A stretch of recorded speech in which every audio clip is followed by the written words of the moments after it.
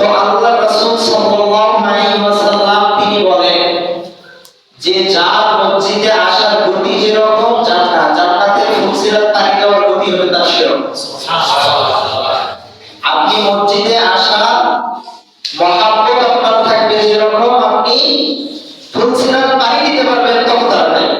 সুবহানাল্লাহ। এতটুকুই নয়, আপনাদের সামনে আমি কিয়ামতের ময়দানে যে 7 শ্রেণীর ব্যক্তি আরশের নিচে জায়গা পাবে এই বিষয়ে আলোচনা করছি। তো ওই জায়গার মধ্যে একটা বিষয় আছে, সেই বিষয়টি যাদের অন্তরটা মসজিদের সঙ্গে ঝোলানো থাকবে তারা ওই আরশে আজিমের নিচে ছায়া পাবে। সুবহানাল্লাহ। তো অতএব যদি আমরা মসজিদকে যদি ভালোবাসি, আল্লাহ তাআলার ঘরকে যদি ভালোবাসি, তাহলে বলেন দেখি আপনাকে আমাকে হাসরের ময়দানে যিনি আরশের নিচে জায়গা করে দিবেন, বলেন দেখি তিনি কে? আল্লাহ। কথা বলেন তিনি কে? আল্লাহ।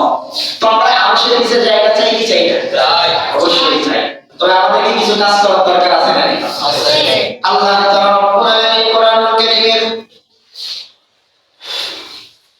সূরা তাওবার 18 নম্বর আয়াতে কারীমার মধ্যে আল্লাহ তাআলা রব্বুল আলামিন বলতেছেন, ইন্নামা